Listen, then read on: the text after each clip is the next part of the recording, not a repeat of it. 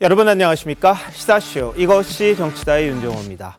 이재명 민주당 대표가 경기지사 시절 비서실장 극단적인 선택을 했습니다. 이 부분에 대해서 처음 사과를 했습니다. 이 대표는 책임지지 않을 수 없는 안타까운 상황이다 이렇게 말을 했습니다. 자, 이런 가운데 화천대유 대주주 김만배 씨가 2020년 이재명 경기지사의 대법원 선고법 판결을 앞두고 대법관에게 로비를 했다는 유동규 전 본부장의 법정 증언이 나왔습니다. 자, 재점화된 대법관 로비 의혹 전문가들과 바로 짚어보도록 하겠습니다. 어서 오십시오. 네, 계속해서 재판이 이어지고 있는데요. 검찰이 김만배 씨를 이 390억 원의 범죄 수익 은닉 혐의로 추가 기소를 했지 않습니까? 근데 이 공소장이 공개가 됐습니다. 여기에 보면 김 씨가 대장동 비리 의혹이 터지자마자 대장동 개발로 벌어들인 수익을 감춰라 이렇게 지시를 하고 아주 발빠르게 움직였다 이런 내용도 들어있다고 합니다. 영상 먼저 보시겠습니다. 그분이 누구예요? 천화동이 이루는 의심할 여지 없이 그 화천대유 소속이고 화천대유는 제 개인 법인입니다.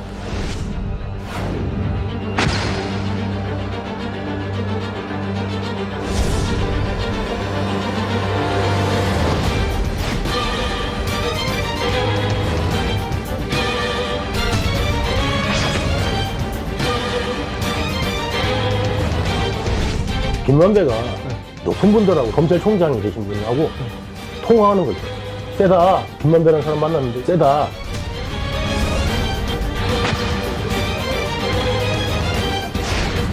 사실 그분하고 이재명 지사하고 뭐 특별한 관계도 없고 한 번 만나봤습니다. 옛날에 저기 인터뷰차.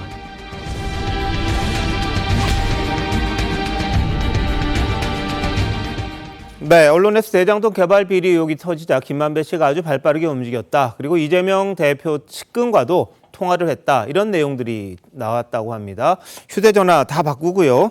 이 수익금 500억 원을 빨리 바꿔가지고 농지를 사들여라 이런 지시까지 했다. 이런 내용들이 있습니다. 그런데 관련 변호사가 있는데 이 변호사는 이런 사실 부인하고 있는 그런 상황입니다. 자, 윤종 의원, 네. 이건 뭐 공소장 내용 어떤 겁니까? 그러니까 지금 이제 자금 은닉 혐의 이걸로 이제 추가 영장이 발부가 돼서 지금 현재 구속 중이지 않습니까? 네. 그 이 영장 내용들이 이제 지금 공개가 된 것인데요. 예. 보니까 이제 우리가 대장동 사건이 2021년 8월 말부터 이제 본격적으로 이제 터지기 시작을 했잖아요. 아마 김만배 씨가 이제 그런 상황에서 본인이 뭐 자금을 많이 가지고 있으니까. 네. 근데 문제는 이렇게 수사가 들어가면 자금이 차압이 된다든지 이제 예. 기불 정지가 될 수 있는 가능성이 있지 않습니까? 네. 그렇다 보니 본인이 가지고 있는 자금을 빨리 어떤 현금화를 해서 다른 곳으로 이전시키기 위한 그 발빠른 노력들을 한 것 같아요. 바로 이 수사가 본격 진행되고 있는 와중에도 본인이 가지고 있는 한 500억 정도를 빼내서 실제 수원 지역에 있는 땅을 산다든지 네. 또 새로운 어떤 개발지를 탐색한다든지 참 이걸 보면 굉장히 간이 부어도 굉장히 부은 것 같습니다. 예. 왜냐하면 이 중대한 사건이 터졌는데도 불구하고 네. 또 다른 어떤 개발 사업을 위해서 또 땅을 수원 지역에 매집을 했다는 거거든요. 그 과정에서 이제 김수남 전 검찰총장이 등장합니다. 네. 거기에 조력을 해줄 변호사로서 김수남 전 총장이 본인이 일하고 있는 로펌에 있는 변호사를 소개시켜줬고 예. 지난번에 아마 기억나실 겁니다. 그 로펌을 압수을 해서 굉장히 이례적이다는 이야기가 있었잖아요. 네. 그러니까 그것이 실질적으로 이 변호사가 이런 어떤 자금들을 은닉해서 또 네. 다른 데 어떤 투자하고 이런데 실질적인 역할과 또 어떤 일을 했다라는 혐의로 이제 했는 것이고 뭐 본인은 변호사로 역할을 했다 뭐 이렇게 지금 혐의는 부인하고 있습니다만은 네. 어쨌건 김만배 씨가 자신의 자금을 이 검찰이나 뭐 이런 데 차압되지 않기 위해서 굉장히 그 수사가 한창 진행되고 있는 와중에서도 예. 이런 역할을 했다라는 것이 드러난 것 같습니다. 예, 정유미 변호사. 네. 뭐 변호사는 그냥 네. 본인이 뭐 충고를 했을 뿐이다, 그렇습니다. 돈을 했을 뿐이다, 불법적인 건 안 했다 네. 이렇게 이야기를 합니다. 그리고 이제 압수수색 과정에서 이제 본인이 메모한 아주 좀 키워드 같은 것으로 사실상 예. 검찰이 짜맞추고 있는 것이다라는 취지로 또 항변하기도 했는데요. 그런 것 같습니다. 지금 범죄 수익 은닉 혐의로 조사를 받고 있는 거 아니겠습니까? 네. 그렇다면 통상의 범죄자들이 범죄 수익을 은닉할 때는 부동산을 매입하지는 않습니다. 이 부동산과 관련해서 누구 명의인지 봐야 될 거고 또 검찰에서의 진술도 그렇다는 거 아니겠습니까? 또 다른 도시개발 사업을 진행할 계획이었다라는 겁니다. 네. 그렇다면 이 돈이 은닉의 성격인지 아닌지는 사실상 규명해야 될 부분이 있는 겁니다. 또 다른 예. 사업, 왜냐하면 이 사람은 시행사업으로 큰 돈을 벌었었기 때문에 또 다른 사업을 물색할 수 있는 겁니다. 거기에 흘러가는 돈이 범죄 수익 은닉이다라는 직접적인 근거가 되긴 어려울 것 같아서 앞으로 또 이 공판 과정을 지켜봐야 될 것 같습니다. 예. 자, 뭐 이 부분에 대해서는 뭐 이제 공방이 시작되는 그런 단계입니다. 그리고 어제 김용 전 부원장에 대한 정치자금법 위반 재판이 있었는데요. 유 전 본부장에 대한 김 전 부원장 측의 반대 신문 이어졌었습니다. 근데 어제 재판에서도 이 대표의 이름 거론이 됐습니다. 특히 428억 원에 대한 약정 도대체 누구 거냐 이런 부분이 계속해서 논란이 됐는데요. 유 전 본부장은 김만배 씨가 자신이 잘 되면 번 돈의 절반을 이재명 대표를 위해 쓰겠다 이렇게 말했다고 증언을 했습니다. 앞서 남욱 변호사도 김만배 씨가 대장동 지분 30%를 이재명 대표 쪽 몫이라고 언급했다 이렇게 밝힌 적이 있었죠. 들어보시죠. 만배 형이 돈 많이 줬어요. 선거할 도지사 선거할 때도 많이 줬다 그러고. 아니, 상식적으로 글쎄요. 그러면 이재명이 몰랐다. 약간 아니 그럼 나는 누구한테 돈을 준 거야 도대체. 지분 조정이 다시 이루어지면서 그 30%가 이재명 시장 쪽 형들 그 4명 몫이라고 해서 그 지분 이재명일 거라고 하니까 그게 누구 머리에서 나온 생각이죠? 만배 형. 계속 이 침묵 상태를 유지할 거라고 보세요? 이게 입을 열어서 도움이 되는 부분이 있어야 되잖아. 진짜 한 명이 않을까요? 입을 열면 열릴수록 늘 분명할 텐데 당연히 버티지 않을까라는 개인적인 추측을 해요. 네, 지금 뭐 428억 원이 도대체 누구 거냐? 천화동인 1호의 수익금 절반 이 부분인 거죠. 근데 이 부분에 대해서 이제 진술이 엇갈립니다. 유동규, 남욱 이런 사람들은 같은 이야기를 하는데 김만배 씨는 전혀 다른 이야기를 하고 있는 그런 상황이죠. 자, 김 전 부원장 측도요. 뭐라 그러냐면 이재명을 위해 절반을 쓰겠다는 것과 너에게 반을 주겠다. 의미는 전혀 다른 것 아니냐. 뭐가 맞냐. 이런 지적을 했습니다. 자, 정미경 의원님 어떻게 보세요, 이 부분은요? 이제 법정에서 이제 공방이 시작되면은 네. 그 김용 측에서는 결국은 뭐냐면 그 이재명 대표 이름으로 이 돈을 쓰겠다라고 한 적은 없지 않느냐. 네. 이제 그게 포인트예요. 예. 그러면 이제 유동규 씨가 그 부분에 대해서 이제 그 납득할 수 있는 이야기를 해야 되는데 지금 예. 납득할 수 있는 얘기를 하고 있는 것 같아요. 왜냐하면 그 당시 이재명이란 이름은 우리가 네. 서로 불문율처럼 쓰지 않기로 하고 결국은 세 사람 자기와 그다음에 김용과 정진사 몫으로 김만배가 이렇게 주기로 했다 428억을 네. 이런 취지로 지금 말하고 있는 거거든요. 그러면 이제 재판부가 그걸 보고 과연 이제 누구 말을 믿어주느냐 네네. 이야기인데 기본적으로 428억 원을 현금화 시켜서 이재명에게 주는 거는 그 당시에는 불가능하다는 걸 다 알고 있잖아요. 네네. 그래서 결과적으로 뭐냐면 검찰은 그걸 주장할 겁니다. 이걸 저수지로 묶어놨었다. 네. 그러면 결국은 뭐냐면은 사실은요 이재명 당시 그 시장을 빼놓고 그 정진상 그다음에 김용 그다음에 유동규를 위해서 김만배가 428억을 줄 이유가 없잖아요. 예. 그러니까 그 지점에 대해서 저는 나중에 검찰이 전체적으로 그 재판부에게 소명을 할 거고 네. 그 결과적으로 이거는 유동규 씨 말을 들을 수밖에 없는 구조입니다. 알겠습니다. 자, 지금 주장이 엇갈리니까요. 법원 판결은 기다려봐야 될 텐데 말씀하신 것처럼 유 전 본부장 이재명이란 이름은 불문율이었다. 이렇게 또 이야기를 한 게 있습니다. 한번 보시죠. 정영학 녹취록의 전문을 보면 보통 그 700억에 대한 금액에 대해서는 모두 본인의 것으로 다 나오는데 어떻게든 그거를 넘겨받기 위해서 노력하셨던 분들 그런 정황만 나오거든요. 제가 이 부분을 민간들한테 이재명 이름을 팔면서 한다는 건 사실상 그 당시에는 불문율이랄까요? 금기했던 사안이었기 때문에 그렇게 됐고 일반적으로 다 알고 있었고 같이 공유됐던 내용들입니다. 개인적으로 할 수 있는 내용들이 아닙니다. 어떻게 일사천리로 다 진행될 수 있었겠습니까? 그 방대한 일들이. 자, 뭐 김용, 정진상, 유동규 이렇게 3분의 1씩 이야기한 건 이재명이란 이름을 넣을 수 없었기 때문이었다. 이런 주장입니다. 자, 서전 위원장 어떻게 보세요? 네, 저도 개인적으로 궁금한 것이 428억 저수지가 있다고 하면 네. 그 저수지에 대한 주소도 궁금하기도 하지만 유동규나 일부 이제 보수 패널들이나 국민의힘이 주장하는 거는 뭐 경선 자금용, 뭐 대선 자금용이라고 하는데 예. 남욱 변호사가 상식에 안 맞다고 하지만 저도 정치를 계속 하면서 네. 상식에 안 맞는 것이 예. 대선 자금은 정당에서 보조가 돼서 15% 나오면 돌려받습니다. 네. 그래서 이재명 대표가 노후 자금이라든지 혹은 뭐 주식 투자 자금이라고 하면 그 이해하겠지만 대선 자금으로 428억이 필요하지가 않고요. 그리고 말씀드렸지만 본인의 이재명의 돈이라면 김만배 이분이 잘 되든 못 되든 이 부분은 이재명 대표의 돈입니다. 근데 잘 되면 이재명을 위해서 쓰고 잘못되면 그럼 이재명을 위해서 안 쓴다는 것 자체가 이재명 대표가 428원의 주인이다. 이 부분이 이제 검찰은 이제 그런 주장을 할 수 있지만 법원에서나 또 국민이나 지켜보고 있는 것이고요. 저는 말씀드렸지만 검찰의 어떤 여론전 이제 그 시간은 지났고 이제는 법원 사법부의 증거로서 이제 재판을 통해서 이제 결론이 나타날 것 같은데요. 유동규 이분도 계속 말씀드리지만 언론에 나오고 유튜브 나와서 계속 하시는 말씀 자체가 신빙성도 있다고 하지만 일관성이 한번 무너지면은 그것이 사법부에서도 또 안 좋은 결과가 있기 때문에 유동규 이분도 이재명 대표의 이야기도 있지만 김만배 누나가 왜 그 윤석열 총장 아버지의 집을 10억 주고 샀는 것인지 그리고 곽상도의 50억 그 50억 클럽 이거는 왜 어떤 이유로 주신 것인지도 언론을 통해 그리고 유튜브를 통해 좀 밝혀주시면 감사할 것 같습니다. 알겠습니다. 자, 뭐 그 부분에 대해서는 검찰이 다시 한번 수사를 할 것 같기도 합니다. 50억 클럽에 대해서는요.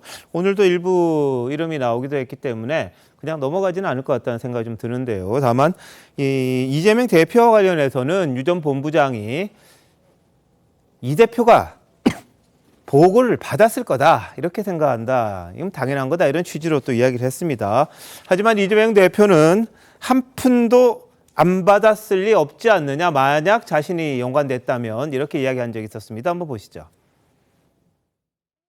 무슨 428억 그분 돈 얘기가 전혀 없지 않습니까? 조그마한 기여를 한 뭐 누군가도 50억, 100억 또 조금만 도움을 준 사람의 아들도 수십억씩을 받았는데 제가 그 사건에 부정하게 관여했다면 이렇게 한 푼도 안 받았을 리가 없지 않습니까?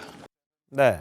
예전에 김 부원장 측에서도요. 유 전 본부장이 애초에는 428억 원 모른다 그랬다가 지금 와서 말 바뀐 게 아니냐 이렇게 또 주장을 합니다. 유 전 본부장은 뭐 그 당시 일부는 인정했지만 다 터놓고 말하기엔 좀 겁이 났었다 이런 식으로 이제 뭐랄까 답을 하고 있긴 한데 이재명 대표는 관여가 됐다면 내가 어떻게 한 푼도 안 받았겠느냐 이렇게 이야기를 했거든요. 어떠십니까? 우선 유동규 전 본부장의 진술이 바뀐 건 전혀 문제가 안 됩니다. 그게 문제라면 초기 수사 단계에서 혐의 부인하다가 나중에 진술하고 자백하는 사람들 전부 다 거짓말하는 겁니까? 그렇지 않죠. 더군다나 그 중간에 유동규 전 본부장이 심경을 바꿀 만한 결정적인 사건들이 있기 때문에 저는 이 진술 변경에 대해서 재판부가 문제 삼지 않을 거라고 확신을 하고요. 이재명 대표가 돈 한 푼 안 받았는지 우리는 아직 모릅니다. 일단 유동규 전 본부장의 진술에 의하면 남욱 등으로부터 8억 이상을 받아서 6억 원가량을 김용 전 부원장에게 전달했다고 하지 않습니까? 네. 그 6억 원이 대선 경선 자금으로 쓰였다고 진술하고 있기 때문에 이게 뭐 직접 받아서 그걸 가지고 이 한명숙 전 총리처럼 여동생 아파트 전세금이나 뭐였나요? 집 살 때 보태줘야만 자기가 쓴 게 아니거든요. 만약 그게 대선 경선 자금에 쓰였다면 이 대표가 받은 것이고 남욱 변호사도 방금 전 우리가 확인한 영상에서 처음이 아니다. 경기도지사 선거할 때도 많이 받아 썼을 것이다라고 이야기하고 있거든요. 그러니까 한 푼 받지 않았다는 말을 우리가 지금 신뢰할 수 없는 상황. 네. 더군다나 과거 박근혜 전 대통령 국정농단 사건 보면 무슨 K스포츠니 미르니 재단 만들었을 때 여기서부터 박 전 대통령이 한 푼도 안 받았습니다. 그런데 재단 자금을 형성할 때부터 부정의 어떤 의도가 있었으면 제3자 뇌물죄로 처벌한다는 대법원 판례가 만들어졌는데 이번에도 이 대장동 사업이나 화천대유를 설계할 때부터 네. 부정한 의도가 있었으면 똑같이 제3자 뇌물 적용이 되는 거죠. 예. 따라서 만약 이재명 대표 측 논리대로 이번에 직접적으로 간 돈이 없으니까 무죄다가 되면 예. 박 전 대통령 수사도 재판도 다시 해야 되는 거예요. 저는 알겠습니다. 그렇게 피해 나갈 수 있는 사안은 아니라고 생각합니다. 예, 뭐 제3자 뇌물과 관련된 부분일 텐데요. 이 법원이 어떻게 판단할지 좀 봐야 될 것 같습니다. 자, 그리고 또 유 전 본부장은 무슨 이야기를 했냐면 당시 700억 원 상당의 배당금을 옮기기 위해서 이 회사를 하나 설립하려고 했다. 이런 이야기를 합니다. 다시 말해서 이 저수지를 옮기는 거죠. 저수지를 이제 합법적인 뭐 회사라든지 이런 투자 형식으로 받아서 이 뭐 재산 규모를 키워놓는다 이런 취지로 한 것 같은데 저수지 옮기는 부분은 윗분들 허락받고 다 공유했던 거다 이렇게 또 이야기를 했습니다. 이를 토대로 뭐 정치 자금으로 활용한다든지 그런 의도가 있었다 이런 취지로 이야기를 했는데요. 자, 이현정 의원, 네. 결국 김만배 씨가 입을 열어야 됩니까? 어떻습니까? 저 이제 김만배 씨가 이제 입을 열면 뭐 깔끔하게 끝날 수가 네, 있겠죠. 당시에 이제 유동규 씨가 제가 기억 유원인가요? 그런 예, 회사를 하나 만들어서 있었죠. 그 네. 비료 뭐 이런 사업을 한다라고 당시 아마 정민용 씨인가요? 함께 이제 사무실을 만들어서 법인을 만들었던 걸로 기억하고 있습니다. 왜냐하면 이 돈 자체를 바로 이게 받을 수는 없거든요. 그러면 이거를 투자 형태를 통해서 즉 천화동인이라는 회사, 화천대유라는 회사가 이 어떤 이 비료 회사에 투자하는 형태를 통해서 뭔가 투자를 하고 그러면 이 사업들을 뭔가 이제 장부 조작을 통해서 돈을 빼낼 수 있는 이제 그런 방법으로 아마 하려고 했던 흔적들이 지난번에 이제 이미 이 사건 때 나와 있었습니다. 그래서 그 회사를 직접적으로 설립을 했고 아마 이제 그 700억이라는 돈도 직접적으로 이제 이거를 그 바로 다이렉트로 지금 빼내기는 굉장히 어려울 겁니다. 뭐 국세청이나 뭐 그다음에 금융감독원이나 이런 데서 다 이제 감시를 하고 있기 때문에 그러니까 그런 상황에서 돈을 바깥으로 제3지대로 한 번 더 나가고 그걸 통해서 뭔가 돈을 쓰기 위한 저수지를 쓰기 위한 뭐 그런 계획들을 실제로 실행을 했고 유동규 씨 이야기에 따르면 다들 그런 부분에 대해서 이제 공유했다라고 이야기하는 진술인 것 같습니다. 자, 뭐 이 부분에 대해서는 정말 진위가 밝혀져야 될 그럴 상황인데 자, 김만배 씨가 그리고 대장동 개발 비리 의혹이 터지자마자 이 대표 측근과도 지속적으로 연락을 했다. 이런 내용들이 아마 공소장에 담겨 있는 것 같아요. 자, 관련 영상을 일단 한번 보시죠. 정진상이 김만배 전화번호 좀 알아가더라고 그래서 바뀌었다고. 정진상한테 전화하는데 전화를 안 받는 거야. 그래가지고 이걸 문자 남겼다가는 또 괜히 좀 그럴 것 같고 김용한테 통화를 한 거야. 그러니까 진상이 형이 전화번호를 물어봤는데 지금 전화를 안 받으니까 형이 이야기를 좀 해줘라. 나중에 알게 된 건데 김만배하고 이제 그 나무기가 통화를 했나 봐. 통화하셨어요? 그랬더니 저기 김용하고 통화했어. 김만배가 그랬대. 네, 유동규 씨는 이제 뭐 서로 연락도 주고받았다 이런 취지로 이야기를 한 겁니다. 자, 당시에 2021년 9월쯤인데 이때 정영학 녹취록이 공개됐던 시점입니다. 김 전 부원장과 김만배 씨가 2차례 정도 통화를 했다 이런 내용들이 좀 흘러나온 것 같아요. 자, 김만배 씨는 뭐 정영학 녹취록이 의도적으로 편집된 거다 이런 주장도 했는데 일단 이어서 보시죠. 천화동인 1호 실소유주 누굽니까? 그거는 바로 접니다. 그리고 지금 제기되고 있는 여러 의혹들은 수익금 배분 등을 둘러싼 갈등 과정에서 특정인이 의도적으로 녹음하고 편집한 녹취록 때문입니다. 그 말은 어떤 맥락에서 나온 말인가요? 더 이상의 어떤 구사업자 갈등은 번지지 못하게 하려고 하는 차원에서 그렇게 말했습니다. 정치적으로 형사적으로 확대될지 몰랐습니다. 예, 자, 뭐 녹취록 의도적으로 편집된 거다 이런 주장을 그때 하면서 이 정영학 녹취록을 둘러싸고는 양측 진영이 서로 자신에게 유리한 부분만 끄집어내서 이게 옳다 이렇게 이야기한 적이 있었습니다. 그런데 검찰이 김만배 씨가 지난해 초 정진상 전 실장의 이 비공개 소환 이후에 정영학 녹취록 절대로 공개되면 안 된다. 20대 대선까지 이렇게 변호인에게 지시했다. 이런 정황도 지금 공개가 됐거든요. 자, 정미경 의원님 어떻게 보십니까? 이런 부분은요. 그러니까 이게 지금 보면은요. 그 김만배 씨는 법조 출입 기자였습니다. 그리고 이제 뭐 대법관도 알고 그다음에 검찰, 그러니까 판검사들을 많이 안 사람이에요. 그러니까 법률적 조언을 굉장히 많이 받았다는 게 지금 이 공소장을 보면 다 느껴지거든요. 예를 들면 이런 겁니다. 그 당시 이제 정영학 씨가 이제 제출한 그 녹취록이 이제 등장하면서 그 김만배 씨가 긴장을 하고 그다음에 저는 이재명 이제 대표 측도 긴장을 했던 것 같아요. 김용 씨하고 지금 정진상 씨가. 그러니까 결과적으로 이 녹취록에 대해서 입을 맞춰야 되잖아요.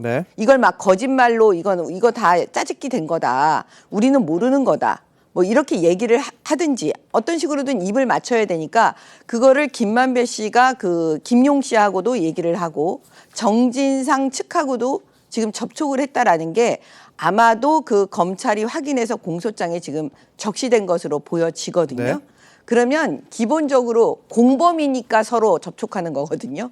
제가 볼 때는 김만배, 그다음에 정진상, 김용, 그다음에 유동규 씨 이분들은 기본적으로 그 이 대장동 사건으로 인해서 그 공범이었다. 그리고 결국은 그 몫을 어떻게 배당하는지 그래서 428억이 나오고 그다음에 그걸 저수지로 묶어놓고 나중에 그걸 현금화시키는 방법을 회사를 만들어서 빼돌리려고 했던 그런 정황들을 검찰이 재판부에 그 알리기 위해서 그걸 아주 지금 사실은 상세할 정도로 그 내용을 공소장에다 쓴 이유는 바로 그것 때문입니다. 예. 자, 근데 김만배 씨는 이른바 정영학 녹취록에 이 정진상 전 실장이 등장하자 한 변호사를 통해서 정치권 인사에게 이렇게 이야기를 했다고 합니다.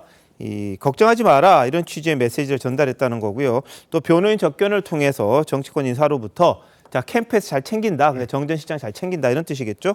절대 출석하지 않을 거다 이런 내용들이 서로 주고받았다 이런 내용도 지금 들어있다고 합니다. 뭐 당연히 해당 변호사는 그런 적 없다 이렇게 반박하고 있는데 자 장윤희 변호사 어떻게 보십니까? 일단 유동규 씨가 진술을 번복한 게 가장 핵심 아니겠습니까? 일단 번복한 진술이라고 해서 믿기 어렵다고 보기는 어렵죠. 왜냐하면 추가적으로 본인의 입장을 번복할 수 있는 거니까요. 그게 진실일 것인가가 더 관건일 것입니다. 유동규 씨는 본인이 428억의 최종 귀착지가 아니라고 이 부분은 다 나눠 갖기로 했다라고 이야기함과 동시에 면죄부를 받게 됩니다. 일단 진술을 번복할 동인이 확실하다는 거고요. 그렇다면 기본적으로 형사사건에서 진실은 굉장히 간단합니다. 유동규 씨의 진술 굉장히 엇갈립니다. 남욱 변호사는 이렇게 얘기합니다. 이재명 대표가 가져갈 몫이 30%였다. 유동규 씨는 이렇게 얘기하죠. 천화동인 1호의 지분을 다 가져가는 게 이재명 대표 몫이었다. 일단 일치하지 않습니다. 그리고 과거의 대선 자금 수사를 보면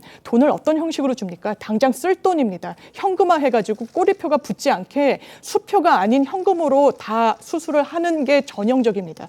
어느 누가 대선 자금을 주는데 법인을 만듭니까? 법인에 일단 주주 형식으로 들어가게 되면 그 돈은 묶이는 겁니다. 왠지 굉장히 오픈되고 투명하게 운영할 수밖에 없는 부분입니다. 어떻게 법인을 통해서 대선 자금을 줬다라고 이야기할 수 있습니까? 더더군다나 3분의 1씩 김용, 정진상, 유동규 3분의 1씩 나눠 갖기로 했다라고 이야기하다가 또 한편으로는 법인을 설립해서 주식을 매입하기로 했다. 이게 앞뒤가 맞지가 않는 겁니다. 누가 진실을 이야기하고 있는지는 재판 과정에서 밝혀질 겁니다.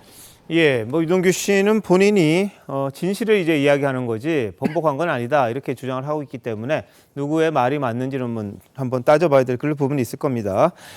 자, 그런데 이 재판부가 어제 재판에서 유동규 씨에게 좀 의아하다 그러면서 물은 부분이 있었어요. 그게 뭐냐면 김만배 씨가 돈을 요구한 시점, 이게 2020년 봄쯤이다. 이렇게 유동규 씨가 언급을 했습니다. 그랬더니 대법원 판결이 나오기 전인데 그때는 이제 2심에서 이재명 대표가 유죄를 선고받아서 이게 대법원에서 확정이 되면 대선이고 뭐고 간에 선거에는 못 나오는 공직선거법이었기 때문에 그런 상황인데 어떻게 그때 판결은 2020년 7월에 나왔거든요. 근데 2020년 봄에 20억을 요구했다는 게 그게 말이 되느냐, 재판부가 좀 의아하다. 대법 결과도 나오기 전에 이 사람 못 나올 수도 있는데 어떻게 돈 달라고 했느냐 이렇게 물어봤다는 거예요.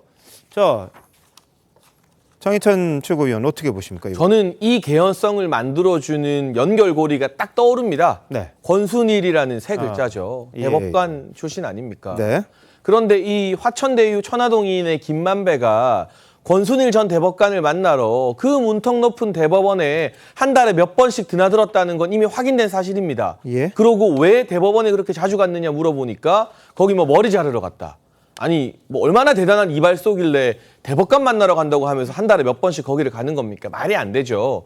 그러니까 이재명 대표 측근들, 그 당시 이재명 경기도지사 주변의 이너서클에서는 우리가 이미 김만배를 통해서 권순일 대법관을 포섭했으니 대법원 판결은 무죄 취지로 나와서 대선 출마하는데 문제가 없을 거다라는 희망적인 사고를 하고 있을 가능성이 농후하고 거기에 따라서 이미 2017년에 경선을 한번 해봤잖아요. 이재명 대표는. 이건 미리부터 일찍 준비해야 된다라고 생각하고 2020년부터 준비했다는 게 정치적으로 전혀 모순되지 않고 매끄럽게 흘러갑니다. 권순일이라는 연결고리가 없었다면 이거 재판도 안 나왔는데 좀 섣부른 거 아니냐라는 의혹을 가져볼 만할지 모르겠습니다만 권순일이라는 마법의 연결고리가 있었고 김만배가 거기를 한 달에 몇 번씩 들락날락 거렸다는 확인할 수 있는 증거까지 나온 마당이기 때문에 이 재판 이전부터도 대선 경선을 준비했다는 유동규 전 본부장의 진술, 저는 재판부에서 신빙성을 인정받을 거라고 봅니다. 네. 자, 수전 위원장은 사실 뭐 국민의힘 경선 때는 그렇게 했는지는 진짜 모르겠지만 2020년도를 돌아가면 민주당에서는 사실은 그때 총선 때 코로나가 힘들었고 여당이었기 때문에요. 이재명 그 경기도지사는 냉정하게 해서 그때 대선 후보 지지율이 7% 미만입니다. 그래서 대구에서도 이재명 지지를 한 분이 한 명도 없어요, 대부분. 그렇게 따지면은 2020년 특히 그때는 어땠냐면 유동규는 경기관광공사 사장입니다. 그 재직 시절에 갑자기 경선 자금 요구할 수도 있겠죠. 그러나 대법원 판결이 만약에 그게 목적이라면 굳이 유동규한테 경선 자금을 2020년 총선 때 경선 자금으로 돈을 요구한 것보다는 말씀드렸지만 그 김만배를 통해서 대법원에 대해서 무죄를 받는 그런 로비 자금으로 쓰였다고 주장하면은 아 그럴 수도 있겠다 하지만 2020년 총선이 한창인데 대선 자금을 요구했다라는 것이 상식적으로 납득이 안 가는 것이죠. 자, 어떻게 보시죠? 근데 이제 보통 정치권에서는 이제 경선 때 실제로 대선 본선 때는 나중에 이제 다 보전이 되고 또 선관위에 신고를 해야 되기 때문에 그렇게 뭐 많은 공적으로 돈은 들지는 않습니다. 그렇지만 제 경험적으로 보면 경선 때 꽤 많은 돈이 든다고 알려져 있습니다. 왜냐하면 경선 때 이게 각 지역을 돌아다니면서 이제 선거를 해야 되잖아요. 그러면 지역 조직 관리라든지 또 캠프 관리라든지 뭐 등등 할 때는 경선 때는 돈이 나오지 않거든요. 그래서 경선 때 꽤 많은 돈이 필요합니다. 아마 뭐 유동규 씨 같은 누굽니까 김용 씨 같은 경우에 호남에 내려갔을 때 아 지금 여기 실탄이 빨리 필요하다. 뭐 얼마 빨리 보내달라. 뭐 이런 이야기를 했다는 게 그동안 진술에 나와 있듯이 실제로 이 후보들 같은 경우 보면 본선보다는 경선 때 꽤 많은 돈이 필요하고 여기에 이제 이 돈이 들어가기 때문에 아마 20억 필요성이 있다라고 한다면 이 자금을 쓰기 위해서 이야기했을 것이고 그래서 사실은 이제 이 유동규 씨도 재판장도 질문했지만 그러니까 이 시점에 대해서는 명확치는 않는 것 같아요. 그렇지만 당시에 이제 이재명 대표가 사법적으로 이 정말 대법원에서 이게 뭐 어떻게 판결하는가 왔다 갔다 했지만 또 한편으로는 믿는 구석이 있었던 것이죠. 그거 뭐냐면 결국 김만배라는 사람이 권순일 전 대법관과 굉장히 친분이 있으면서 여기를 통해서 뭔가 로비를 진행하고 있었고 그 로비에 대해서 굉장히 긍정적으로 봤기 때문에 아마 이재명 지사 캠프 쪽에서는 아 이거는 지금 대법원 가면 뒤집어질 것이다. 자 그렇기 때문에 지금부터 준비를 해야 된다. 왜냐? 본인들이 2017년도 그렇지만 계속적으로 대선을 위해서 준비를 해왔잖아요. 그럼 그 조직을 운영을 해야 될 것이고 그런 측면에서는 충분히 돈이 필요했고 그리고 또 권순일이라는 또 그분이 뭔가 그 역할을 해줄 것으로 기대를 했고 그래서 뭐 그런 이야기 나오는 거 아니겠습니까? 다 준비했다라는 이야기 나오듯이 아마 그런 전체 과정 속에서 나왔던 이야기인 것 같습니다. 알겠습니다. 이 어제 재판에서 오히려 이 권순일 대법관에 대한 김만배 씨의 로비 의혹이 다시 한번 제기가 되는 그런 셈이 됐습니다. 시점상 대법 판결이 나서 이제 무죄가 됐으면 뭐 돈을 필요할지 모르고 경선에서 혹시 뭐 그런 식의 돈이 요구될 수도 있는데 아니 대법원에서 뭐 유죄가 돼서 선거에 나올지는 못 나올지도 모르는데 무슨 돈을 그때 주느냐 그걸 물어본 거예요 재판부에서. 그랬더니 김만배 씨가 역으로 2심에서는 유죄가 나왔지만 대법에서는 내부적으로 잘 될 거다고 믿고 미리 준비했었다 이렇게 이야기를 한 겁니다. 자, 과거 김만배 씨와 이재명 대표 대법관 로비 의혹에 대해서 얼토당토하는 얘기라고 한 적이 있었죠? 들어보시죠. 권순일 전 대법관 그렇게 자주 찾아뵀던 이유는 뭔가요? 저희 동양 선배신데 제가 이제 뭐 다른 부분을 인수하기 위해서 많은 자문을 드렸었어요. 일각에서는 이재명 지사의 재판과 관련돼서 어떤 부탁과 청탁을 한 게 아니냐는. 우리나라 이 사법부가 그렇게 호사가들이 추측하고 짜집게 하는 생각으로 움직일 수 있는 그런 저기가 아니라고 생각합니다. 얼토당토하는 얘기라고 생각합니다. 무슨 모 대법관하고 재판 거래를 했다는데 대법원이라고 하는 게 13분이 계신데 그중에 한 명한테 뭘 한다고 해서 되지도 않을 일이고요. 자, 이 권순일 대법관에 대한 로비 의혹 사실 무근이라고 지금 주장을 합니다. 이재명 대표하고 김만배 씨는요. 근데 유동규 씨는 벌써 내부적으로 뭔가 있는 걸 알았다 이렇게 이제 주장을 한 거죠. 어떻게 들으셨어요? 일단 첫 번째 드는 느낌은요. 재판부가 기록 검토를 굉장히 잘했다라는 생각이 드는 거예요. 왜냐하면 이게 기록을 전체적으로 잘 보지 않으면 저런 질문을 못 하거든요. 그러니까 핵심이 뭐냐면 그렇죠. 왜냐하면은 만약에 이게 대법원에서 유죄 판결이 나버리면 그 경선이고 뭐고 할 수가 없어요. 이재명 대표는. 그런데 불구하고 왜 그때 당시에 이 무죄 판결이 나지 대법원에서 확정도 안 됐는데 어떻게 그 경선용 돈을 달라고 했냐. 이제 이 부분을 지금 질문한 거예요. 굉장히 날카로운 질문이라고 저는 보고 있는데요. 근데 이걸 남욱 씨가 이미 대답을 다 해줍니다, 사실은. 법정에서는 유동규 씨가 얘기를 하지만 이미 법정 바깥에서 남욱 씨의 얘기가 뭐냐면 그 이재명 대표의 선거법 위반 사건은 항소심에서 이미 그 유죄 판결을 받았어요.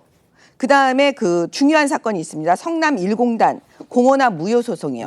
그거는 항소심에서 성남시가 패소를 했었어요. 근데 이 두 가지 사건은 아주 묘하게도 같이 가야 되는 사건이에요. 왜냐? 만약에 이것이 대법원에서 뒤바뀌지 않았으면요. 항소심 그대로 갔으면 이재명 대표는 그 대통령 선거에 나올 수 없었고 그다음에 대장동 사업은 이루어질 수가 없었습니다.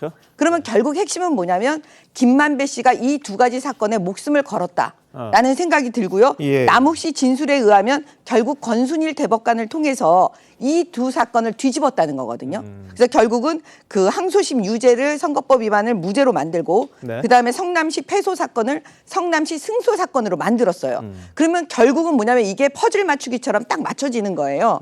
근데 결과적으로 재판부는 그 유동규 씨 입을 통해서 권순일이라는 대법관 그다음에 대법관 로비를 했다라는 얘기를 끌어내기 위해서 한 것이 아닌가라는 생각도 제가 해봤습니다.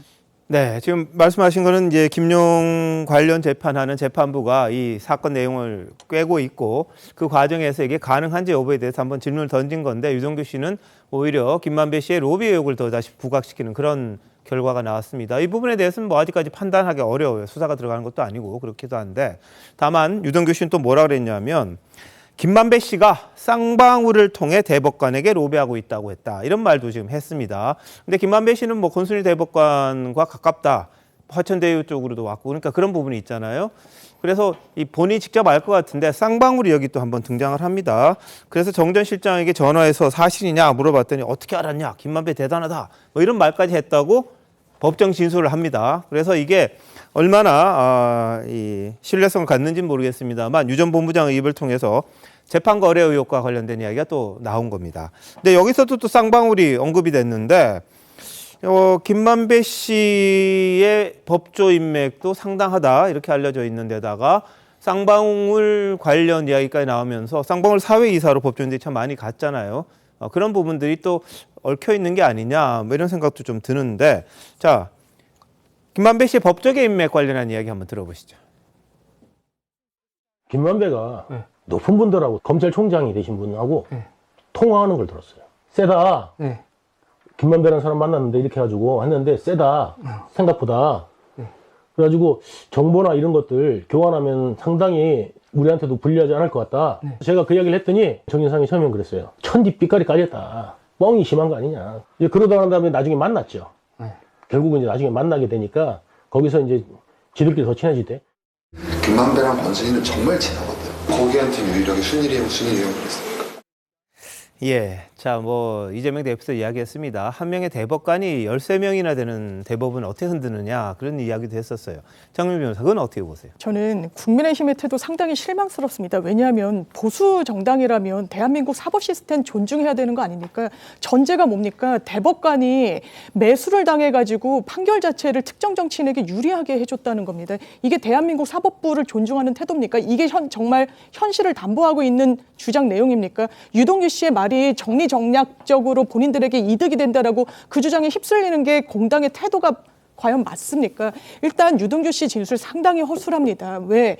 그 당시에 이재명 대표가 처해 있던 항소심의 재판부 결론에 따르면 5년 동안 선거에 나올 수가 없는 상황이었습니다. 그 부분이 우리가 대법관을 매수해놨으니까 확실하게 좋은 결과가 나올 것이다. 이 부분이 과연 재판 과정에서 입증이 될 수 있을까요? 네. 그리고 아마 사실이 아닐 겁니다. 대한민국 사법부가 그 정도로 썩진 않았기 때문이고요. 더더군다나 쌍방울이란 기업을 통해서 대법관을 매수한다는 주장은 어떻게 성립할 수 있습니까? 있습니다. 네. 쌍방울의 사회이사들 거의 다 검찰 출신 인사들입니다. 모르겠습니다. 얼마나 재판에 영향력이 행사할 수 있는지는 모르겠지만 최소한 제가 변호사 업무를 보면서 그 정도로 우리나라 사법부를 불신할 정도는 아니라고 생각하고 있습니다.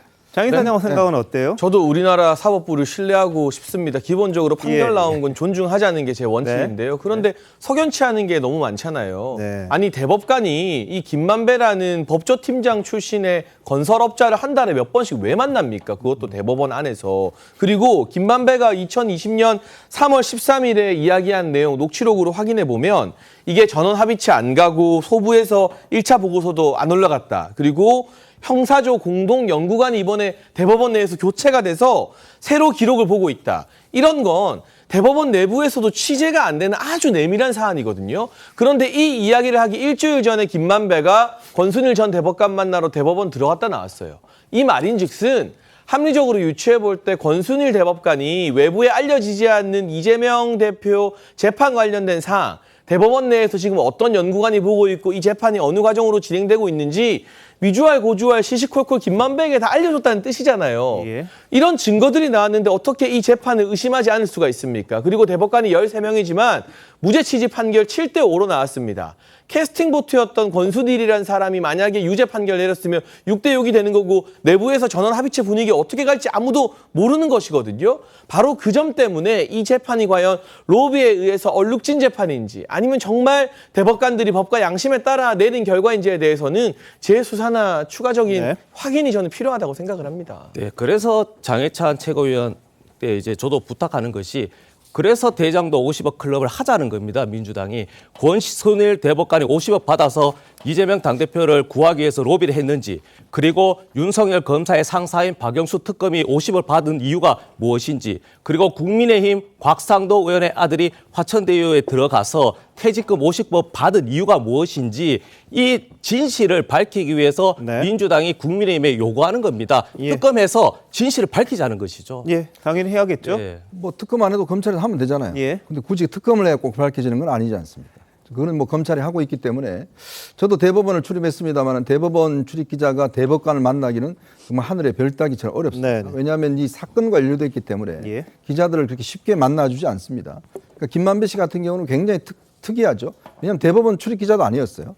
그럼에도 불구하고 자주 이렇게 대법원을 갔는데 더군다나 대법원을 출입하려면 거기에 대법관이 허락을 해줘야지만이 들어갈 수가 있는데 허락을 해줬는데 머리 깎으러 간다고 대법관이 허락해줬다는 거 아니겠습니까? 그게 있을 수 있는 일입니까? 자, 그리고 전직 대법관이 바로 퇴임하자마자 이 화천대유라는 자그마한 회사에 여기 고문으로 갔습니다.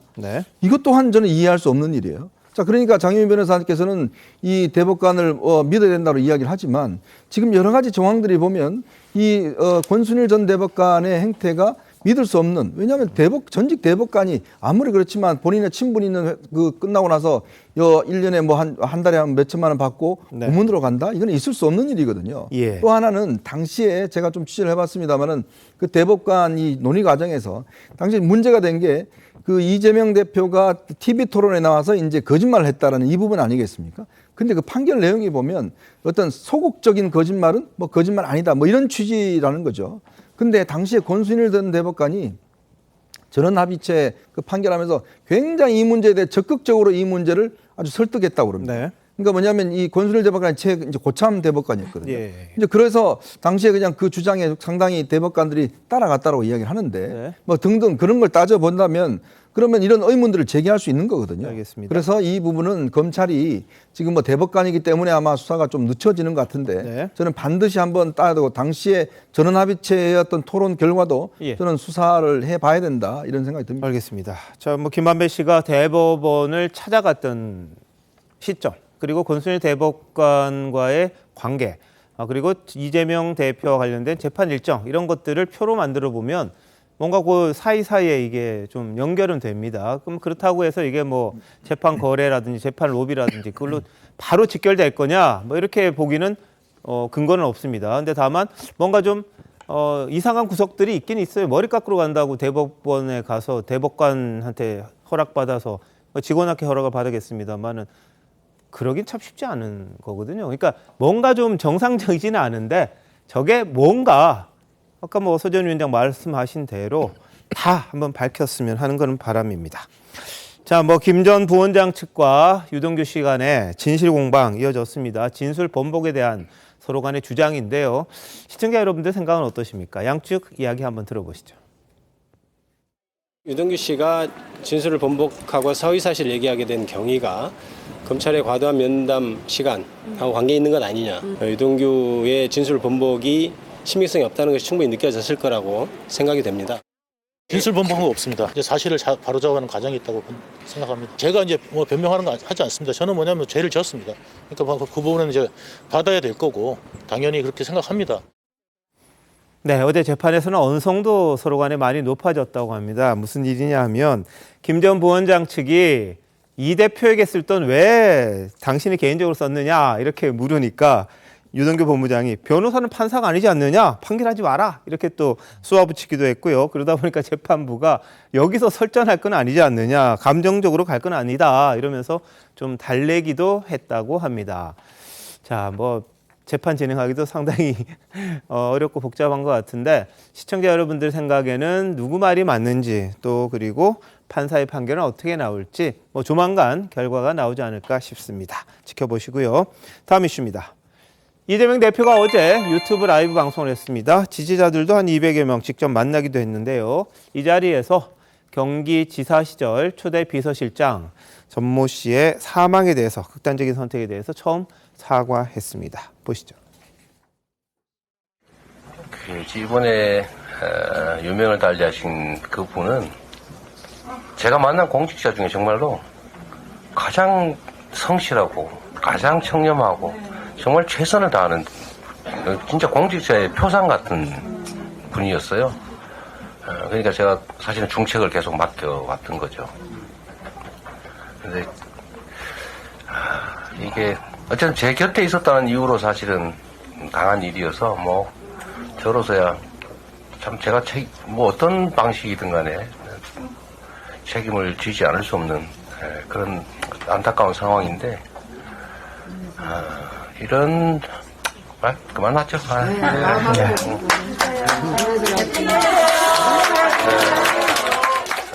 저만 잡으면 되지. 저를 잡기 위해서 주변을 잡는 과정에서 이런 일이 자꾸 벌어져서 정말 안타깝고 죄송하고 그렇습니다. 네, 이재명 대표 어떤 방식이든 책임을 지지 않을 수 없는 안타까운 상황이다 이런 말을 했습니다.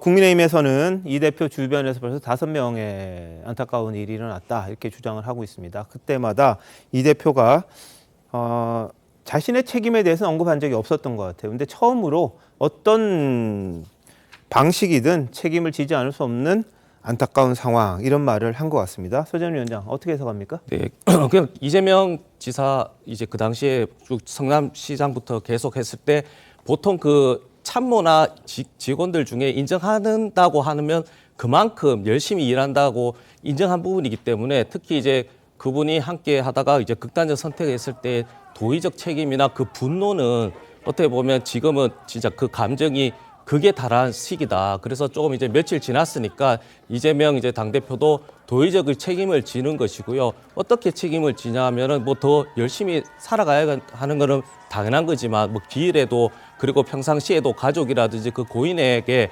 미안함과 그 감사함을 당연히 해야 됩니다. 근데 여기서 계속 그 이재명 대표 때문에 돌아가셨다. 극단적 선택을 했다. 물론 그런 주장도 있겠지만 사실 이거는 검찰의 수사 형태도 한번 되돌아봤으면 좋겠어요. 보통 설문조사 때 좀 예의하긴 할 수는 없지만 보복 수사냐 정당한 수사냐 했을 때는 좀 오차 범위에서 검찰이 정당한 수사하다가 높다는 그것이 검찰이 수사를 잘하는 게 아닙니다. 우리가 의사도 마찬가지로 칼로 메스를 환자에 개복을 하더라도 의사가 환자를 살리냐 죽이냐 설문조사하면 100% 다 그 칼에 대해서 용도를 환자를 살리기 위해 쓴다고 얘기하는 것이죠. 검찰이 그 수사권의 그 권력을 정말 제대로 수사한다고 하면 설문조사가 나오면 90% 이상이 검찰의 수사가 정당하다는 게 정상적인 겁니다. 그래서 2,000명의 검찰들도 지금은 조용하고 계신데 한번 주변에서 토의도 해보시고 이것이 정말 인권을 위해서 우리가 검찰이 나가야 할 대한민국의 미래 모습인가 한번 회의도 한번 해보시고 또 문제 제기도 해보시고 언론에 또 한번 말씀도 좀 해주시기를 당부드립니다. 네. 아니 제가 이제 듣고 있으니까는 제 당부드리고 싶은 얘기를 정말 하고 싶어요, 민주당한테. 지금 많은 국민들께서 사실 이렇게 제가 이제 직접 만나뵈면 이재명 대표만 보면 요즘 화병이 나가지고 정말 너무 힘들다, 막 우울증이 생길 것 같다, 이런 얘기들을 되게 많이 하시거든요. 그래서 제가 그럴 때마다 가능하다면 이게 위자료라도 우리가 청구 소송을 해가지고 이 답답하고 지금 화병 나는 이거를 좀 달래야 되지 않을까. 이 정도까지 지금 국민 분노가 사실 올라오고 있는 상태예요. 근데 그거에 대해서는 지금 답변을 안 하시고 계시는 것 같아요. 그래서 제가 볼 때는 여태까지 이재명 대표는 자기의 측근들이 죽어나가고 있는 그런 상황 속에서 극단적인 선택을 하고 있는 상황에서 뭐라 그랬냐면 대표적인 인물이 돌아가신 김문기 처장이세요. 네. 모른다, 나는 모르는 사람이다. 그렇게 하다가 지금 이 부분, 지금 비서실장이 또 극단적 선택을 하는 지금의 이 상황 속에서도 입장 표명을 안 하고 또 검찰, 미친 검찰, 칼날 뭐 이런 얘기만 하고 있으니까 사실은 지금 민주당 내부의 상황이 굉장히 복잡합니다. 그리고 많은 분들이 사실 마음이 돌아서고 있다는 걸 옆에 있는 제가 느낄 정도거든요. 그러면 민주당 지지자들 분들도 이제는 이재명 대표에 대한 이야기를 사적인 자리에서 잘 안 하시려고 한대요. 그러면 이거를 이재명 대표와 그 주변에 계신 분들도 다 느끼기 때문에 저는 일부러 이 유튜브 방송을 한 것 같습니다. 그래서 적어도 안타까운 상황이라는 그 입장 표명을 좀 해줘야 되지 않겠는가. 그래서 저는 이 라이브 방송에서 한 거지 이재명 대표의 진심이라고는 생각하지 않습니다. 예. 자, 이 대표에 대한 수사 관련한 여론조사 지금 보셨는데 전 오차범위 밖으로 뭐 정당하다 이런 게 더 있기도 하고요. 오차범위 안에 있는 것도 서로 간에 비슷한 것도 있습니다. 다만 이게 일종의 뭐 정치화가 되면서 대한민국이 그만큼 또 갈라져 있다, 이걸 또 보여주는 증표가 아닌가 싶기도 합니다. 그런 상황에서 이제 이재명 대표에 대한 수사, 검찰이 증거로서 증명을 해야 될 것이고 아니면 그만큼 검찰이 또 역풍을 받을 수밖에 없는 그런 상황이라는 거, 법원 판단에 상당히 한쪽은 다칠 수밖에 없는 그런 형국입니다. 자, 근데 어제 라이브 방송에서는요, 이 대표를 강력하게 지지하는 지지층, 뭐 이른바 개딸이라고도 하는데 이 대표를 향해 오열하면서 울분을 토해내기도 했습니다. 보시죠. 너는 왜 나와 생각이 달라? 라고 해서 막 색출하고 또 막 청원해가지고 망신을 주고 공격을 하면 기분은 시원할지 모르겠는데 그럼 누가 손해입니까? 뭐 제 개인이 아니라 우리 민주당 전체, 민주 진영 전체가 사실은 좀 피해를 입는 거예요. 여기 오신 분들은 그런 거 안 하죠? 네. 합니다. 누가 하고 있어요, 누가? 그런 거 하지 마세요, 그러니까. 이게. 자, 누가 저보고 혹시 윤석열 대통령이 밉냐? 이렇게 말하길래 저는 밉지 않다. 그러니까 그럴 수 있지만 그래서 이게 지금 당의 징계청원 뭐 이런 거 이런 게 지금 당내 갈등 요인이 되잖아요. 이제는 피눈물이 납니다. 피눈물이 나요. 우리도 가질 만큼 가졌어요. 우리 대신들은 얼마나 참았는지 알아요? 제가 그 어머니 그런 말씀하시는 적은 모르는 바는 아닌데, 네. 그럼 어떻게 하실 건데? 확 엎어버릴 거예요? 대표님도 힘드시면 힘드시더라고 말씀을 하세요. 우리랑 똑같이. 그만하세요. 자, 네, 하시고요. 자제해달라 말씀하셨는데 이런 의견이 있다는 걸 견제하기 위해서 하는 것입니다. 알아주셨으면 감사하겠습니다.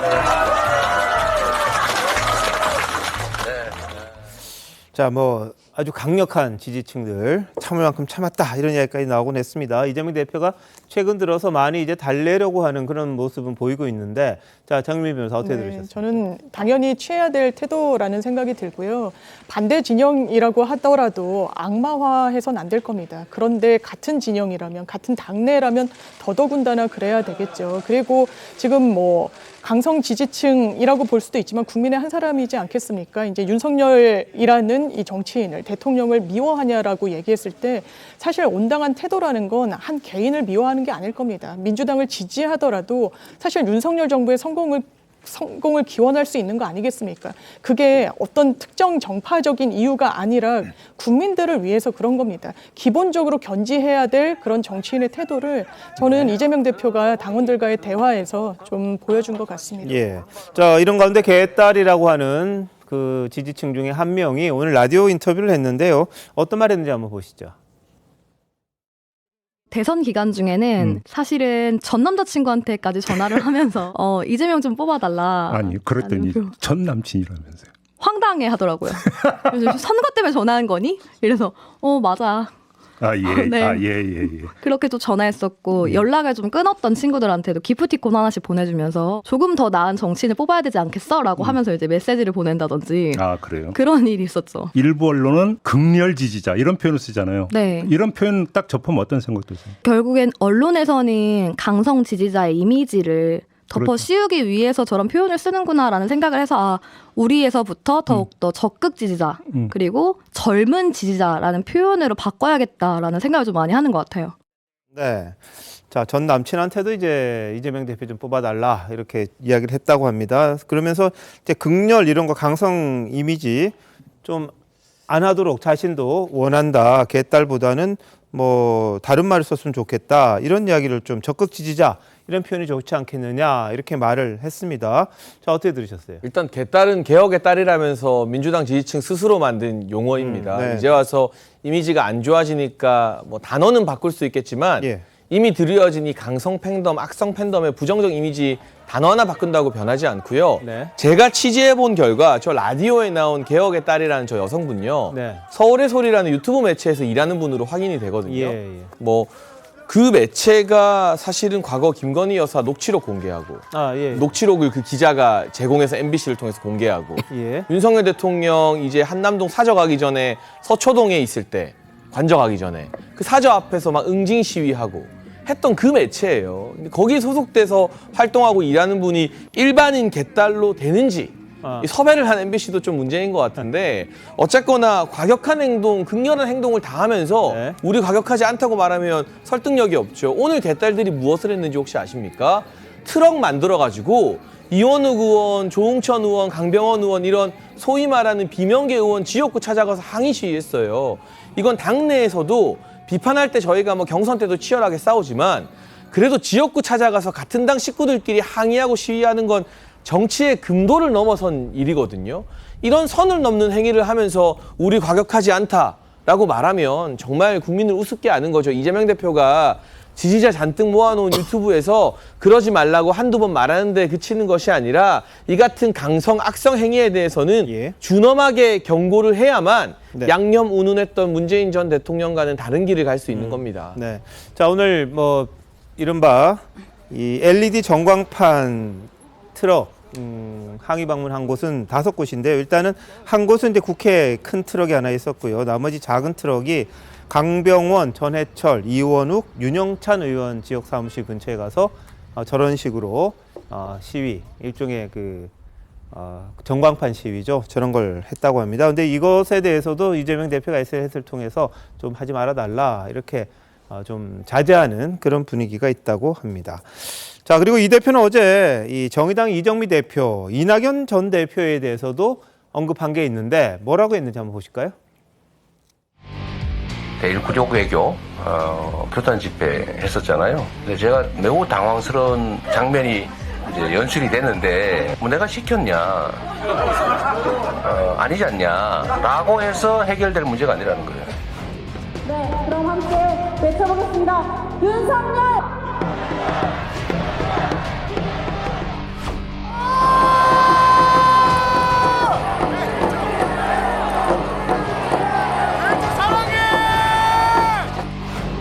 제가 그때 이제 이정미 정의당 대표께서 이렇게 연설을 하려고 뒤에서 막 시끄러워서 좀 갑자기 왜 저러지? 이러고 있었는데 연설이 잠깐 중단되고 뭐 그 연설 도중에 계속 이제 시끄러운 소란이 벌어졌는데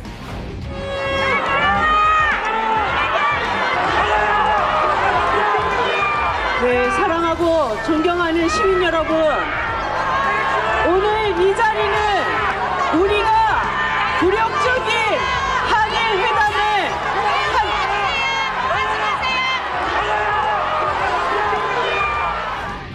정의당 입장에서 매우 섭섭했던 것 같아요. 그리고 자 여러분 잠깐만. 네. 지금 국회에 이제 의석 분포상 김건희 특검을 또는 뭐 50억 클럽 특검 이런 걸 하려도 지금 법사위가 봉쇄되어 있기 때문에 정의당의 협조를 받지 않으면 할 수가 없는 상황이에요. 우리 이낙연 전 대표님 우리 당에 정말 소중한 정말 자원이시거든요. 아 정말이에요. 이게 당이라고 하는 건 여러분 당이란 다양성이 생명이고 달라야 시너지가 있는 거예요.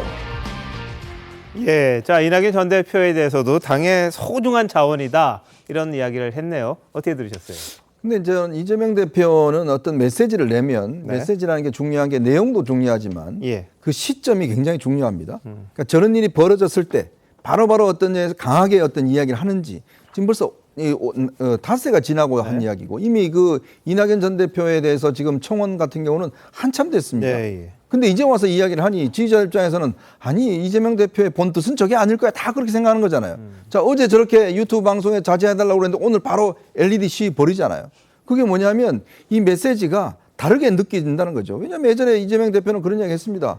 이 박근혜 대통령 존경한다고 그랬다가 바로 진짜 그 존경하는 줄 알더라 이렇게 이야기를 해버렸잖아요. 그러니까 자기 메시지의 어떤 신뢰성이 이미 상실되어 버린 겁니다. 그러니까 본인의 강력한 지지층도 이재명 대표의 저 말은 말 속엔 다른 뜻일 거야라고 다 생각하는 겁니다. 예. 왜냐? 진정성이 없다고 느끼기 때문이죠. 네. 왜냐? 메시지가 진정성을 느끼려면 그 즉시 그리고 정말 진솔한 이야기로 억제한다든지 아니면 당 홈페이지에서 그런 걸 아예 내린다든지 이런 식으로 해야 되는데 그냥 가만 놔뒀다가 이미 다 골마 터진 다음에 그거 하지 마세요 라고 이야기를 하면 그건 누가 믿겠습니까? 오늘 같은 경우도 마찬가지입니다. 지금 저렇게 어제 뭐 개딸이라는 분들이 저렇게 모였을 때 저렇게 이야기를 했는데 오늘 바로 지금 국회 앞에서 LED 하고 강병원 의원 지역구 가서 저거 하고 유영찬 지역구 가서 하고 하지 않습니까? 그러니까 통제가 안 된다는 거죠. 그 통제가 안 된다는 거는 이미 이재명 대표도 통제할 뜻이 없는 게 아닌가 라고 그분들은 다 느끼고 있기 때문에 이거는 뭐 이재명 대표가 뭔 이야기를 하든지 간에 따로 움직이고 있고 따로 움직인다는 것은 그분들은 이재명 대표는 우리 뜻을 존중할 거야 우리 뜻에 따를 거야 라고 판단하고 있기 때문에 이건 통제가 안 됩니다. 자 서재훈 위원장 하실 말씀 있을 것 같습니다. 그러니까 저게 일부 당원이지만 저 행위 자체는 잘못된 것이고요.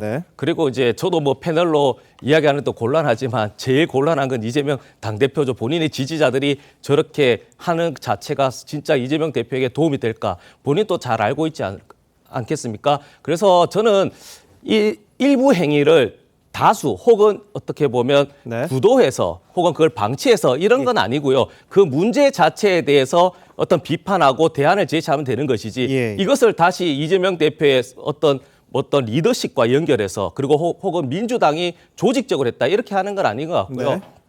개인적으로는 뭐 앞으로 이제 총선이 남아있고 민감한 시기이기 때문에 뭐 지도부에서는 예를 들어 뭐 총선 기간 혹은 경선 기간일 때는 내부 행위라든지 어떤 비난, 욕설 근거하지 않는 거는 좀 이제 그 삭제할 수 있는 권한을 준다든지 이런 개선하는 모습을 보여주면 저는 된다고 봅니다.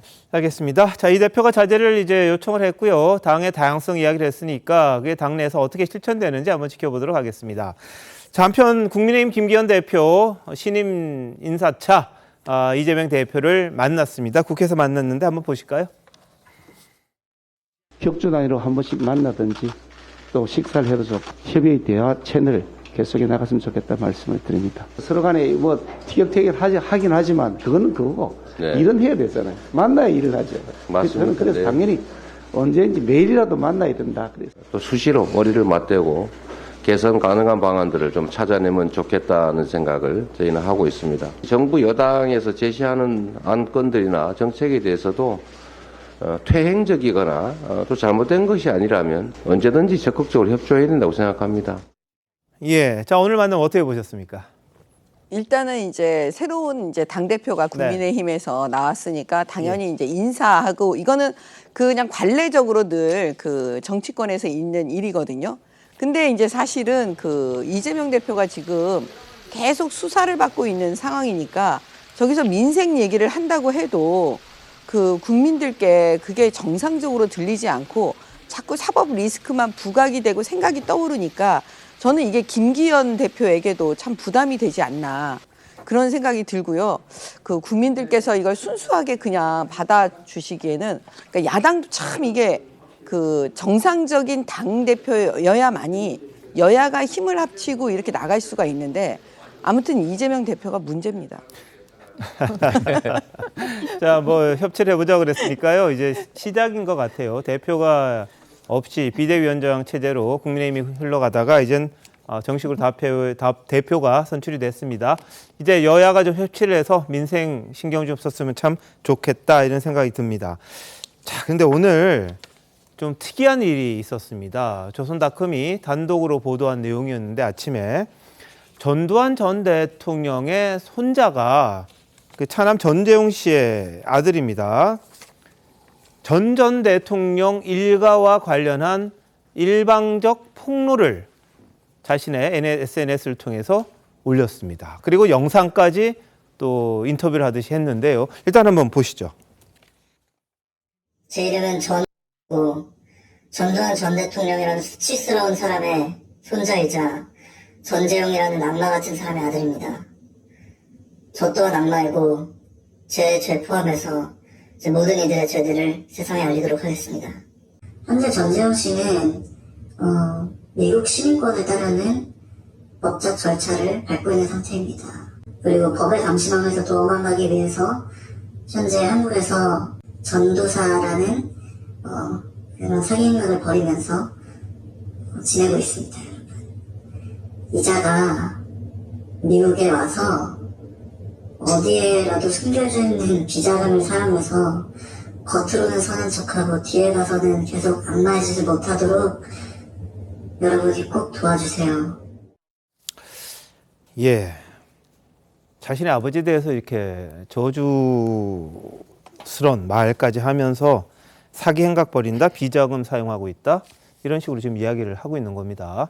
SNS를 어제 밤부터 아주 수십 개의 친구들 SNS 계정을 올리고 이 사람은 어떻다, 그리고 우리 할아버지 큰아버지, 자기 형 이런저런 가족들에 대한 이야기.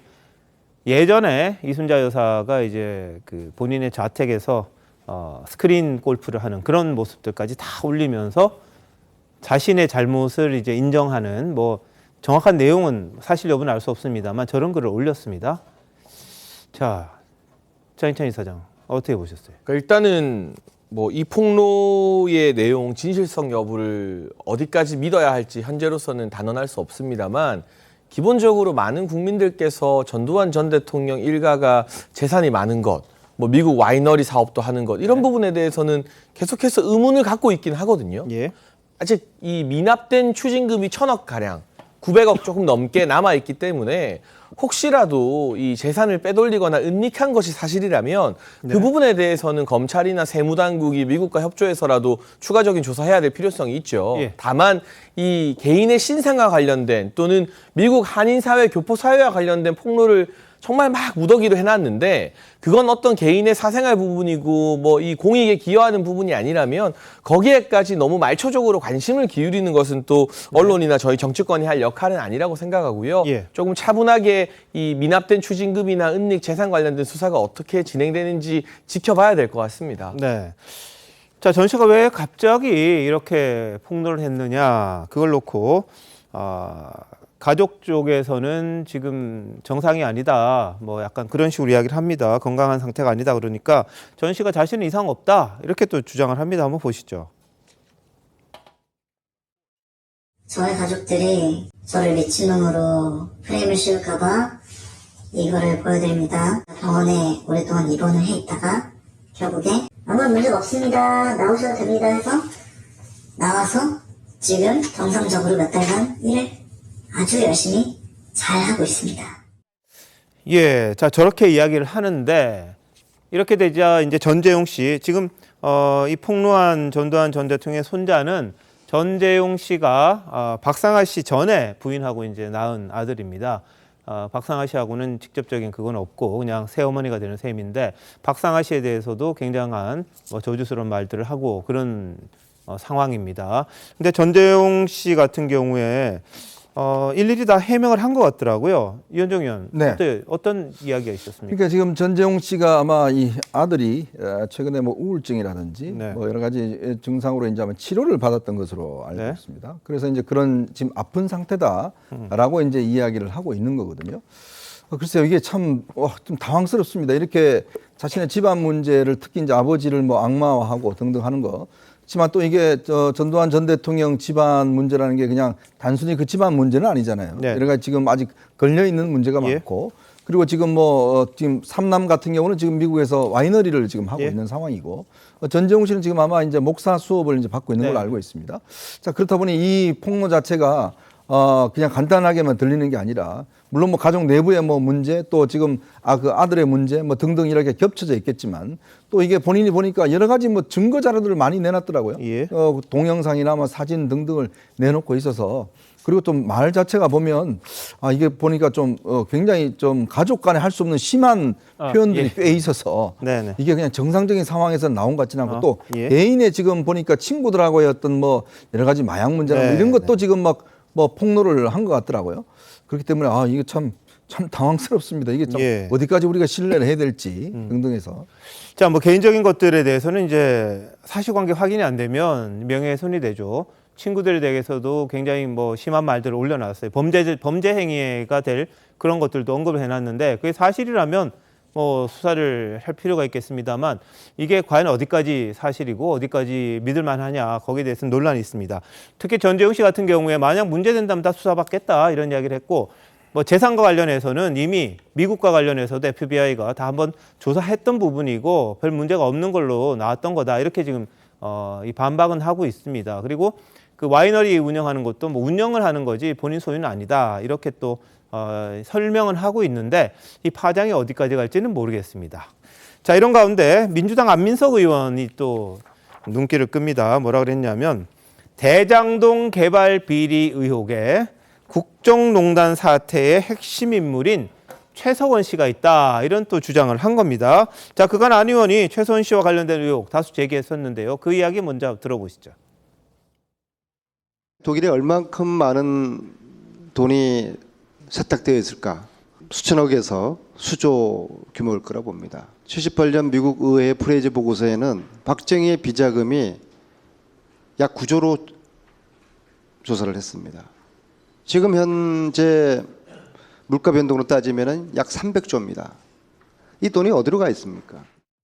이것들이 저는 외국의 수십 년 동안 돈 세탁 과정을 거쳐서 외국의 차명으로 지금 관리되고 있을 거라는 것이 저희 팀들이 밝혀낸 상황인데. 근데 300조는 아닙니다. 자꾸 제가 300조를 이야기했다고 가짜 뉴스를 퍼뜨리는데요. 그 액수는 아무도 모릅니다. 자, 300조. 처음에 이제 뭐 지금 물가로 따지면 300조다 이야기를 했는데, 본인은 딱 이걸 한 적이 없다, 이렇게 이야기를 또 합니다. 가짜 뉴스라고 이야기를 했는데, 오늘은 최순실과 대장동 판도라 상자, 그것이 궁금하다. 대장동과 최순실, 최서원은 무관치 않을 것이다, 이런 의혹을 제기했습니다. 자, 장윤비 변호사, 뭐 어떤 근거가 있습니까? 사실 미국에서 프레이저 보고서는 공식화돼서 오픈됐던 문서이죠. 그건 그렇다 치고.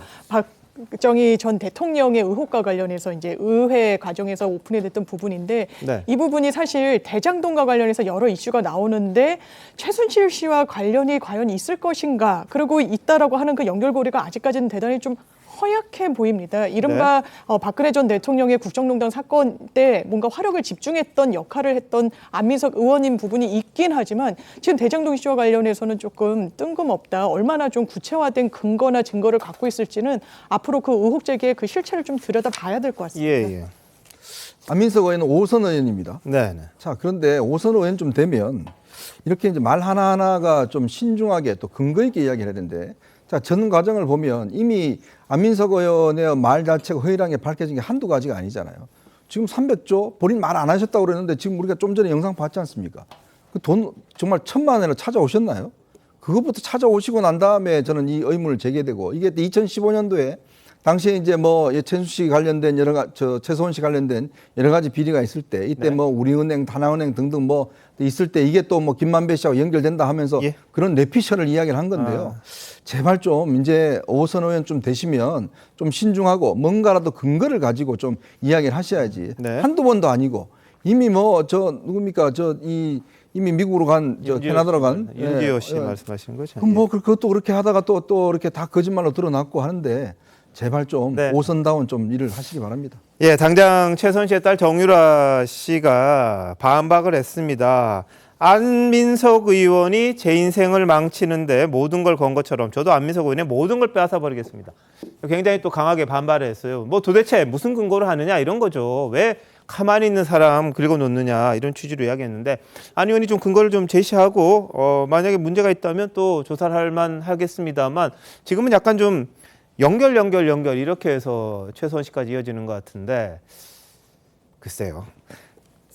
쌍방울 법인카드 관련해서도 오늘 새로운 뉴스가 나왔습니다. 뭐냐면 이화영 전 경기도 평화부지사 측근이 등장을 했는데 재판에서 뭐라 그랬냐면 법인카드 내가 썼다 이런 주장을 했습니다. 관련해서 이 전 부지사의 모습 한번 보시죠. 혹시 그 법인카드 받아가지고 이용했다는 혐의 인정하십니까? 혹시 뭐 지속적으로 선물 받았다는 혐의도 인정하시나요? 예, 자, 이 측근 A씨입니다. 1990년대 초반부터 알고 지내던 사이고 이분이 이 전 부지사의 도움을 받아 2017년 암 수술을 했는데 그때부터 고마워서 자신이 쓰고 이 전 부지사는 이게 법인카드인지도 몰랐다 이런 주장을 하는 겁니다. 정명 의원 어떻게 보십니까? 제가 볼 때는요. 그 이화영 측에서요. 이제 하다 안 되니까 저 얘기를 이제 만들어낸 것 같다는 생각이 드는 거예요. 왜 그러냐면 결과적으로는 뭐냐면 측근이 썼고 이화영은 모른다. 지금 이 구도로 얘기하려고 하는 거거든요. 그렇죠. 그래서 뇌물 부분에 대해서 이제 무죄를 만들려고 하는 시도인 것 같은데 제가 볼 때는 쌍방울 측에서 그러면 얘기를 해야 되지 않겠습니까? 난 A씨에게 줬다. 이화영에게 주지 않았다. 지금 그렇게 얘기하지 않고 있어요. 그러니까 저런 시도 아무리 해봤자 죄질만 나빠지고 형량만 높아질 수밖에 없다. 이렇게 먼저 말씀을 드리고요. 그다음에 측근이 썼든 누가 썼든 제가 볼 때는 다 공범이기 때문에 결과적으로 바뀌는 거 하나도 없습니다. 그러니까 저런 행동은 적어도 본인이 과거에 국민들을 위해서 정치를 한 사람으로서 저런 시도는 하지 말아야죠. 자, 검찰이 이렇게 주장합니다. 이화영 씨 자택으로 주문됐던 배달 음식 비용 아들이 아마 했던 걸로 보이고요. 그리고 TV, 냉장고, 에어컨 1,000만 원 이상의 가전제품 구매, 렌터카 가족들이 렌터카를 빌린 그 내역 이것도 전부 다 쌍방울 법카를 썼다는 겁니다. 법인카드를. 근데 이화영 전 부지사는 몰랐다? 현금으로 뭐 일부 주긴 했다 이렇게 이야기를 하는데 이걸 모르고 그러면 이화영 전 부지사는 1,000만 원짜리 가전제품이 들어오는데 뭐지? 뭐 이렇게 봤을까? 이게 궁금한 거예요. 그러다 보니까 재판부가 뭐라 그랬냐면 이화영 전 부지사에게 폐를 끼치는 걸 싫어했다 그러는데 어떻게 증인이 피고인에게 그러니까 이 전 부지사한테 해외 출장 다녀오면서 면세점에서 화장품을 사다 달라고 왜 어떻게 이렇게 부탁을 했느냐. 여성분인 것 같아요. 그래서 이 여성분이 아마 이 전 지사의 부측근인 것 같은데 메이크업 제품 구입을 그럼 왜 요구를 했느냐 이렇게 재판부가 또 물어봤다는 겁니다. 어떻게 보십니까? 아니 지금 이 A씨라는 여성의 증언대로라면 화장품 면세점에서 살 일이 뭐가 있습니까? 자기 카드로 자기가 백화점 가서 사면 그 다음에 이화영 전 지사가 현금 보내주고 할 텐데요. 아니면 그 족발이랑 뭐 음식 대신 배달해주고 에어컨 TV 넣어주고 환급받은 현금으로 화장품 사면 되죠. 그러니까 이게 너무 말이 안 되는 구질구질한 진술이라 가지고요. 제가 논평하고 싶은 마음도 안 드는데 이게 전직 국회의원이자 경기도에 부지사를 했던 사람이 본인의 법인카드 횡령 의혹을 조금이라도 줄여보겠다고 뭐 오랜 사이인 여성 측근 무슨 관계인지는 모르겠으나 재판정에 내세워서 이런 지저분한 진술로 우리 시청자들 눈과 귀를 혼탁하게 만드는 거 정말 수준 낮은 일입니다. 예, 근데 그분에게 법인카드가 주어진 건 맞고요. 근데 그 사람이 이제 자신이 쓰고 이 전 부지사는 몰랐다고 진술을 하는 거니까 이게 뭐 진짜인지 아닌지 법원이 판단을 하겠죠. 잠시만요. 대한민국 이슈의 중심, 시사쇼 이것이 정치다. 여기까지입니다. 내일 다시 찾아뵙겠습니다. 고맙습니다.